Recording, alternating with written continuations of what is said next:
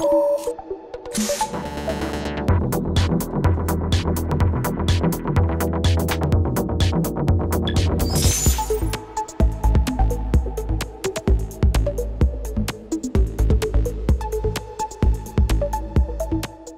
really very happy to be here because I'm quite, well, not really often, but I'm sometimes in China. And then I'm in Shanghai or I'm in Wuxi, where let's say the 1,000 Internet of Things companies are that Wen Yabo sort of ordained in a way about a decade ago. That was around the same time that I set up a network called Council, which is called the Internet of Things.eu. If you Google it, you will find it. And it's a network of about 500 Internet of Things experts. And you're all very welcome to join because it's free. And you just have to send me a bio and a picture. And then you're on the list and we can start talking. Now what are we going to talk about? Well, you know what we're going to talk about because we're all living it. So we're living in a kind of a technological reality that's pretty clear. And let me start then by saying something wicked from a Western perspective. And that's that the Great Firewall was not such a bad idea. It's actually quite a good idea. And I will start explaining why it's a good idea. And of course, we cannot be naive and we must have, we are discussing it and that's why we're here.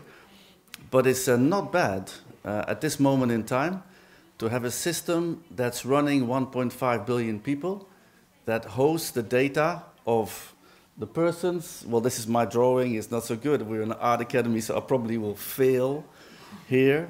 But I mean, that's a person, and that person is radiating data, and that's a factory or a house or something resembling a building. It's also radiating data, and there's a situation like people eating or a table. It's an interaction or a situation. It's also radiating data. And this data is getting mixed at a particular layer or in a particular layer, and also what we heard about the AI and the robotics and the big data. And it's creating new entities. And it's these new entities, that's where value is at this moment. And that's where we have to get agency. Now, when I say we, I really mean we. So I mean you. So there's a few conferences going on in Hangzhou at the moment, Hangzhou, if that's the right pronunciation. There's a big blockchain conference that's going on. There's lots of attention about it. There's a brand innovation, but the intelligence is here. You're the most intelligent, the most wise, the most smartest. Artists always are.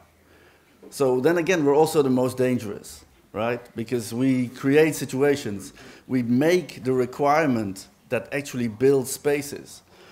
And that's why I think it's a good moment that we are here, because it means, at least in my opinion, and also some Chinese friends that I have, that at this moment in time, the leadership, and this leadership is engineers, so the last Chinese government had 12 top politicians, 9 were engineers and scientists. Li Ping's an engineer, so the country is run by engineers, and they're running the country like a platform.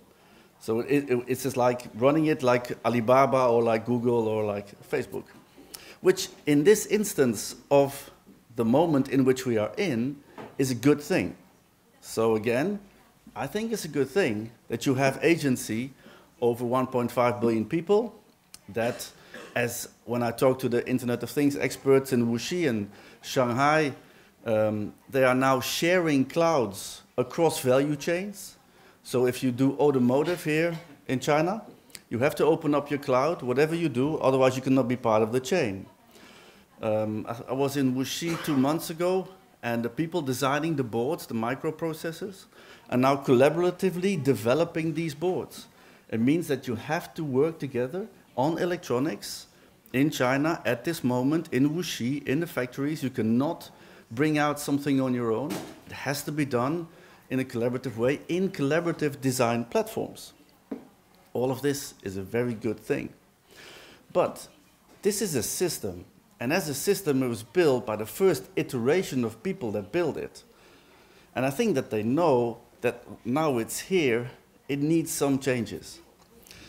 And so I think we're all trying to find the moments in which we can have these more open spaces for innovation.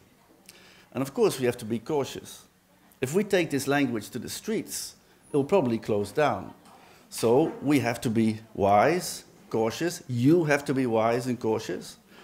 And I don't think it's now time to build a kind of a counterculture. I don't think it's time to start sort of messing with the system. We have to take over the system entirely. So you have to take over the system, and if things run well, you'll be the new leaders. So I'm very sorry to say that artists and designers are going to be the next leaders of the iteration of this system. I'm sorry. You can maybe also go back to doing the things you want to do, and you should, because you should develop yourself first and foremost as an artist. But I think you should keep in the back of your head that you have a new role, and this role is alongside the engineers. So again, it's our job, it's your job, to think about what happens there. So we're analog people. We see things, we touch things, we find it very difficult to deal with the invisible. Well, that is most people, but not us, because we live in both worlds. We live in all these hybrid worlds. We don't have to make the invisible visible. We know what it means. I mean, that's why we're here. But we have to articulate it. So we have to think about what happens when all these properties from these categories are merging in new formats. So we don't have to think that much about technology. Technology is fine. It's running basically okay now. We're going to make every object item level. So it means that this bottle, which has a barcode of like 1,000 or 10,000, will be unique in a few years. So there's no way about this. So there's no escaping from this. If you think you can actually run away from all of this into some kind of an island, you're mistaken. There's no more place that doesn't have the wireless. So there is no more inner immigration also sort of possible. You have to face it. With Nietzsche, we have to stare this demon into the eye, and we have to look into the abyss. It's staring back at us, and we've got to build something on top of it. And you've got to do it. So this Internet of Things is pretty simple, as basically this technology is extremely simple. There's nothing wicked about it. It's just plain simple sensors, measuring the most mundane things, like speed, like weight, like sort of iterations, like, well, temperature, the most mundane, stupidest things in the universe. Time and space, and this is all these sensors are doing. And then sort of they are now operating in 4 networks, where you have a body area network, where you have your wearables, a local area network, where you have your home and a smart home, a wide area network where you have your car, the smart car, and a very wide area network where you have the smart city. Again, all pretty simple. It's nothing for us. It's 1, 2, 3. It's really also for the engineers. Don't like it that much because it's basically radio is waves. So it's doable. Now, what's important in this is the gateways. Is linking up the networks. So this is what Google is doing. So Google has a glass and a lens for the wearables. You go home. They had a power meter, didn't really work, so they bought Nest, I think 3 years ago now for $2 billion.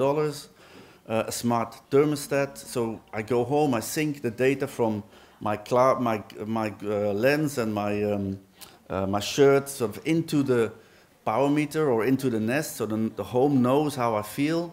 I go into my car. Google has a car. They're in 3 out of 5 automotive associations. They're in Gmail and YouTube. So I can never ever lease or own or buy a car that does not have Google in it. Google will always be in the car. And then they're sponsoring every library and every innovation, every open innovation festival, every school basically in the world. So they connect all the dots.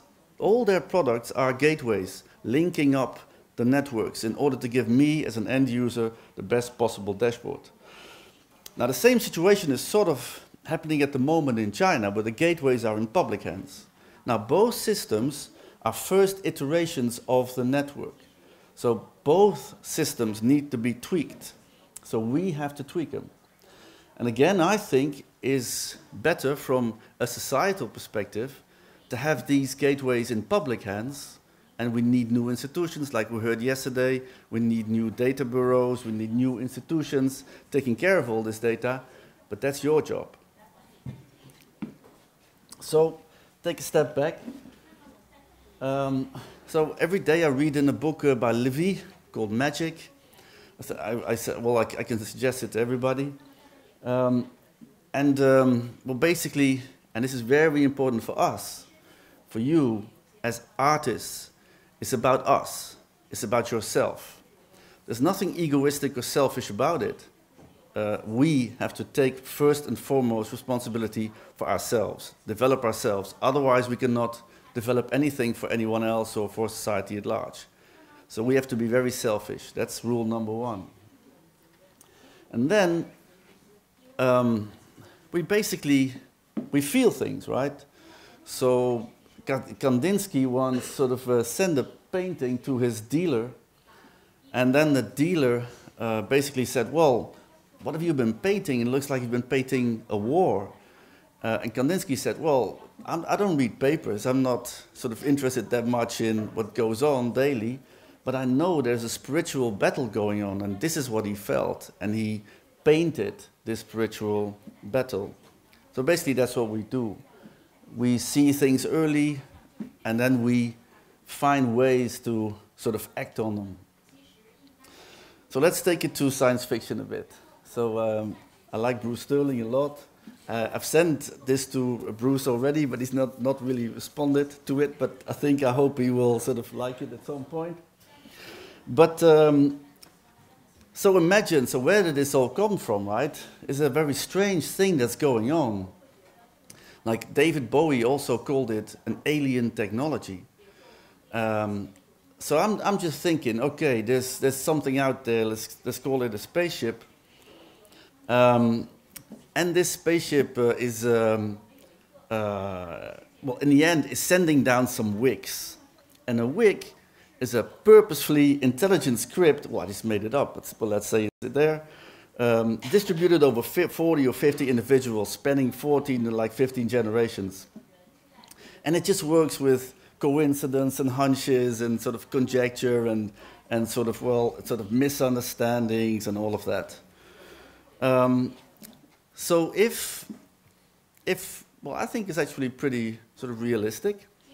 So how is it actually possible that at some point now, this whole world is turning into this spaceship, identifying every object, every t-shirt, everything with a digital addressability, making the whole world into some kind of a smart factory?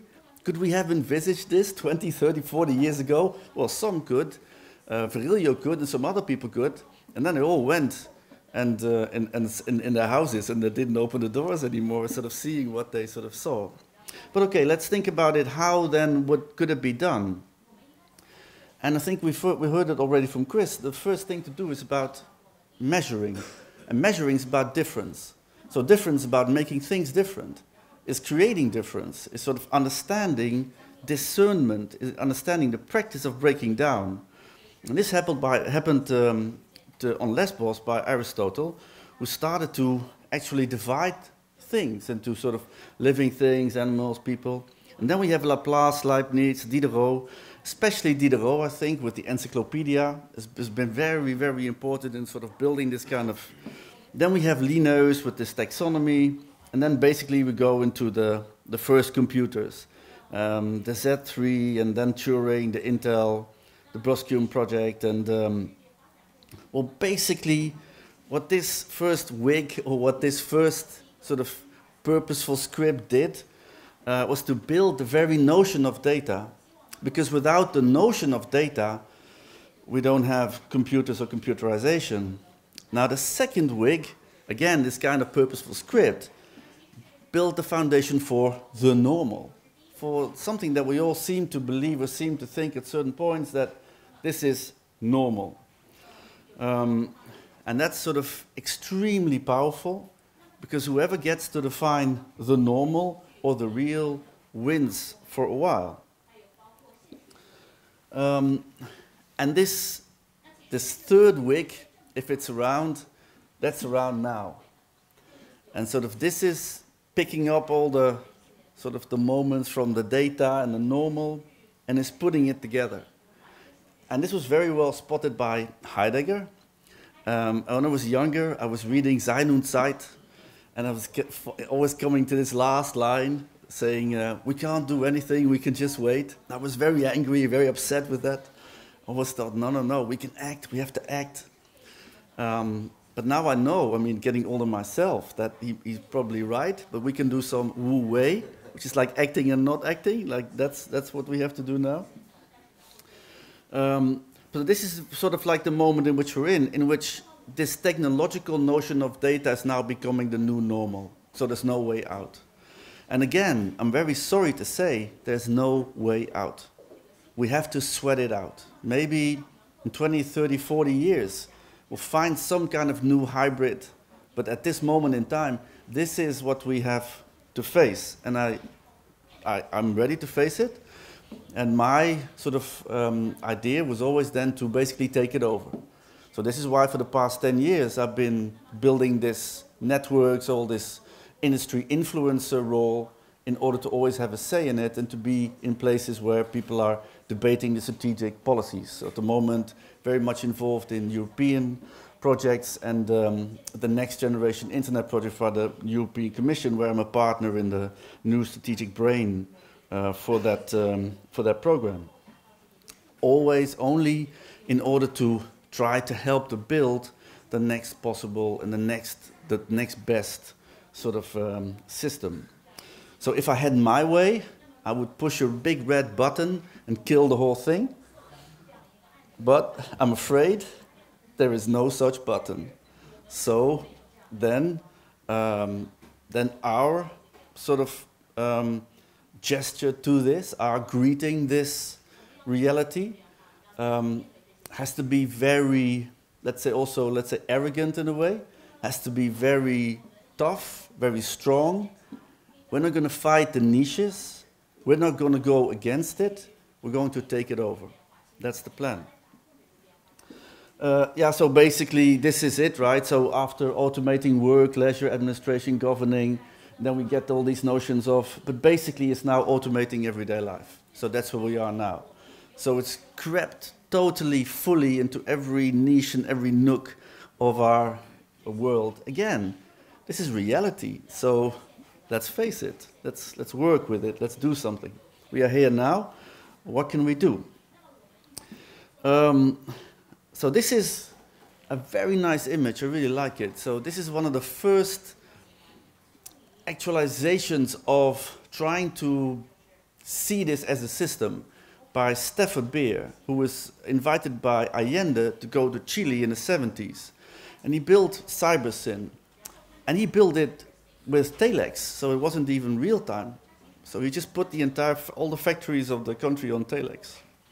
And he created huge transparency in decision making. And of course he was quite misunderstood. He was sort of accused of building some kind of matrix. But actually what he was building was exposing huge amounts of transparency and exposing all the overhead in the systems.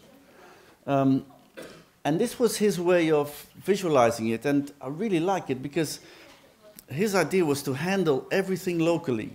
So all the problems in a situation were to be handled locally. And anything that could not be handled locally went one way up. And if there's something that you could not handle locally or one way up, you get an algorithmic signal. And that algorithmic signal, these are the signals that we all sort of have to sort of listen to or sort of worry about. So that is basically the moment where we're here now, when we move to this actualization of the gaze, this digital gaze, this AI. Now this AI gaze is nothing like us, right? Sort of, it's not analog. For example, for the AI, it's just about properties. So a people is a set of properties, a car is a set of properties, a building is a set of properties. And for the AI, it gets to mix all these properties. And at one point, the color black may be more important than the property alive. And because why would the AI care about what's alive for us as humans? I mean, it doesn't care about that. So this digital gaze, we're now helping to actualize that. And this is going to be always in our systems. So this was the kind of thing that me and friends, well, we're still sort of producing it, but 5 years ago we went to Singapore with this model, and because Singapore has basically no human resources, it just has, well, it has no natural resources, it just has people.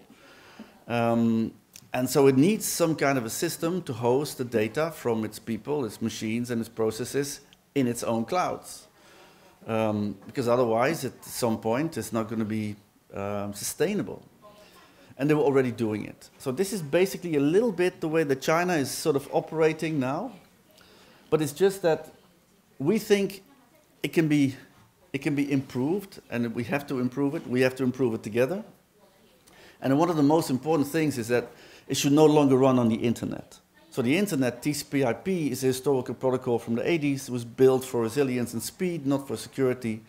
And you cannot really build something on it. So China is now building an intranet by blocking a lot of the internet. But actually, we think we should take it to a new level. And the level that we think about in Europe at the moment is 5G. And 5G offers you base stations where you can embed trust frameworks. So all the things that we talked about yesterday, that Jaromil also was talking about, we're aiming to install a kind of a structure that is a 5G structure. We run our own trust frameworks and the decode and the decode OS and all of the privacy by design schemes that we have in these frameworks. So that's this device layer. So it needs to be built on your own device layer. And then you can do security as a service. Here you see all the Internet of Things networks. So you see the body area network, the home, the car, the city. So this is the only viable approach in this kind of technological world. So Gramsci in the 30s built this notion of hegemony. And this worked for about a decade, I think for about a century. So he had a very simple saying, you need to have cultural power before you can have political power. And this worked for about a century. Now, if Gramsci was here, he would say, well, it's no longer cultural power that you need technological power in order to have political power. So this is basically the shift. So the question is very simple. At the moment, we in Europe, we're pretty dead. We have no platforms, we have no networks, we lost the data, we lost the platform wars. And we have no integrated sort of policy. My data are in the hands of Facebook and Google. They're not in the hands of my government. So in a way, again, sort of having the audacity and the will that we have in order to exploit the spaces that are slowly opening up in a clever and wise way in order to work with the engineers to build new iterations of this system, I think that's the moment. That's also, again, why I'm so happy to be here, because at the end of the month I'll be back in Shanghai for giving input for the Lingang Smart City project, which I'm very happy to do, and I'm very happy to be there. But I'd rather be here, sort of working with you, because again, you can make it or break it. In the end, you artists, designers, philosophers, they will make or break a system. And I think you all need to reflect pretty hard on what you would like to make or break. And I suggest we make it and we don't break it. So again, this is the same, but this is really my problem now. Sort of how can we articulate these new entities? At the moment, I'm thinking about digital signatures. And these digital signatures are something that we're going to investigate in Europe in these new programs. We have a digital signature for persons, and now the question is, can we have digital signatures for services and architectures? So that's basically the work that I'm also going to propose for the Lingang Smart City. So I'm sorry to say, the globe is becoming a spaceship. Well, okay, we are already a spaceship, of course. We're traveling on a small planet through space. That's called Earth. But we're now actually creating a bridge, and it's going to be very much like Star Trek. So it is already very much like Star Trek. So the question is, who's going to be on the bridge? We cannot have only engineers on the bridge. Engineers are very good at optimizing what is in front of them. When I work a lot with engineers in projects, and I've learned basically there's no evil there. When I was younger, I was thinking there's got to be some evil people, just turning the whole world into some factory. That's not good. I mean, so I went to work with them in order to find out. But I'm finding out they're not evil. They are just incapable of going beyond their own intelligence. And their own intelligence is always to optimize what's in front of them, is to optimize the real. And there's no transcendence, there's no poetry, there's no... Whenever I offer something, if I offer it on the table, it gets accepted. If I take everything, if I put the computer down here and say, okay, now organize this, everybody's totally at loss. So we need, and again, I'm very sorry to say this, so this is not a time as an artist to start basically to do like full autonomy at the moment. You can, of course, and if you think that you should just drop everything, go out and just go work on your own. But the logical trajectory at the moment for our intelligence is really to take part in what's going on. Okay, so what is it then that we want to protect? So if we want to take something into space, so what is that? Now I think there's only one quest really, and that's this one. So who knows that mountain?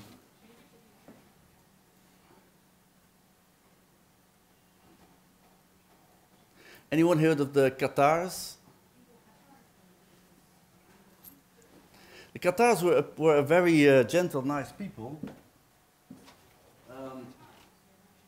basically slaughtered. And I think they had a lot of the qualities that we have and that we want to preserve. So we've talked a lot about collaboration, we talked a lot about creativity, we talked a lot about working together, doing things together. And that's what we need to do.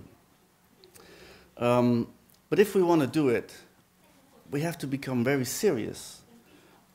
We have to really understand what's going on. And this is not something. Sort of. It's not a project that we talk about. This is your soul. I'm very, Again, I'm very sorry to say that. This is about you.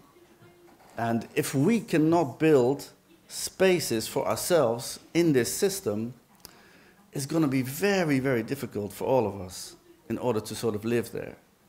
Because, I mean, there is a deep, dark side to all of this, which is this pure efficiency optimizing matrix. And that's there. And this trajectory is wide open.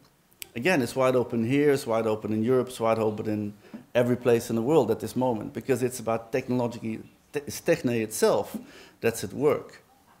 So I think there's also a kind of fairy tale there, right? There is a kind of an opening, and we have to exploit it. Now, how can it look concretely?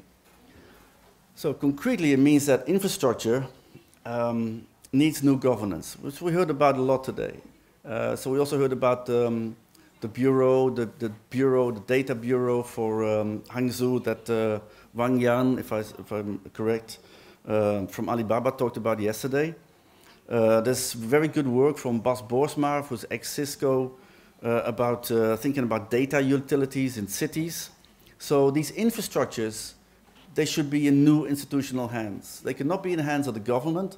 They can also not be in the hands of GAFA, like Google, Facebook, and Amazon. We have to build new institutions for that. And again, I'm very sorry to say, this is an artistic quest at the moment. So that it's not something that's outside of us. I have really good friends that are painters, and they don't want to have anything to do with this, and they just go and paint. And I respect them; they're my friends. If you want to do that, you have to do that. But if you don't do that, then you have to really take up your role as a leader, as some kind of agency in this system. So infrastructures would then be in public hands, services permissionless on top.